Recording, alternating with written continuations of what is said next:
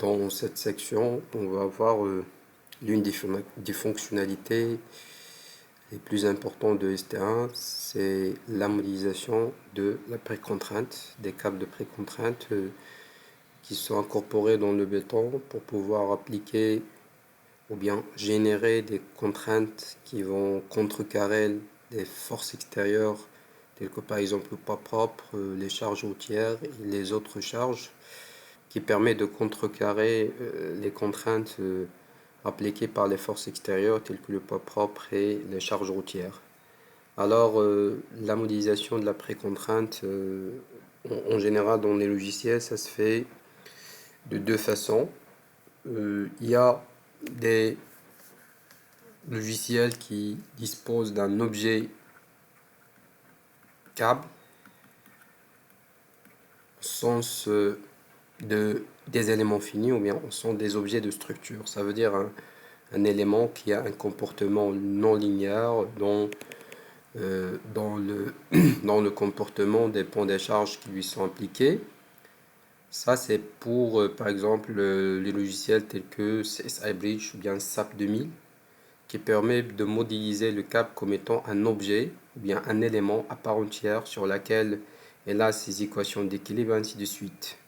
Et la autre méthode, c'est la modélisation des câbles par des charges équivalentes.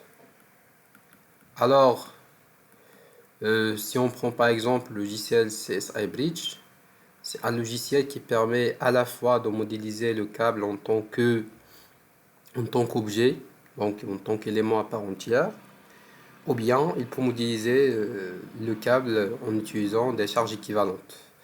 Dans ST1, la méthode utilisée, c'est la méthode des charges équivalentes ou bien des actions équivalentes. Ça veut dire que le câble il va être remplacé par des actions qu'il génère sur la structure. Alors, cette approche, ça permet bien sûr de calculer l'effet de la précontrainte. Dans le logiciel, on peut également tenir compte de tout ce qui est perte de précontrainte, que ce soit les pertes instantanées, les pertes différées, et ainsi de suite. Alors, pour modéliser la précontrainte dans le logiciel ST1, on suit trois étapes. La première étape, c'est la définition d'un type de précontrainte.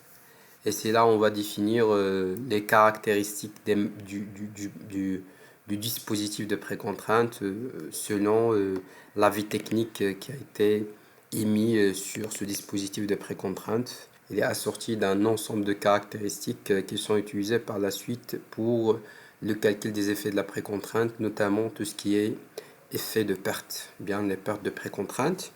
Une fois qu'on définit un type de précontrainte, ensuite on va définir un câble de précontrainte qui va permettre d'appliquer l'effort de précontrainte sur la structure modélisée.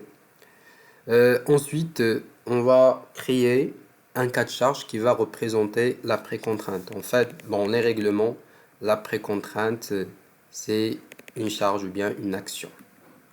Alors, la précontrainte, ça peut être nocif, c'est pas comme du béton armé.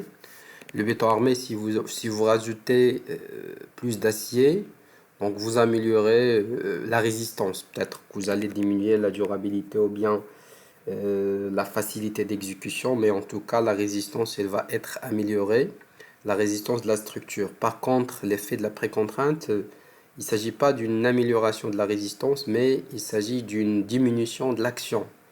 Et par exemple, pour des structures qui sont soumises à de la flexion, si vous appliquez un effort de précontrainte et que vous essayez de diminuer par exemple la traction au niveau de la fibre supérieure, vous allez générer de la traction au niveau de la fibre inférieure.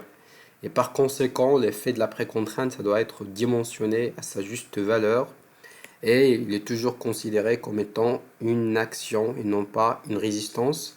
Bien sûr, dans les calculs des sections, de justification de la résistance des sections, on peut tenir compte des aciers de précontrainte comme on le fait pour les aciers de béton armé pour calculer par exemple la capacité résistante d'une section en béton précontraint. Alors, nous passons maintenant à ces trois étapes qu'on va illustrer avec des exemples de définition de chacune de ces étapes.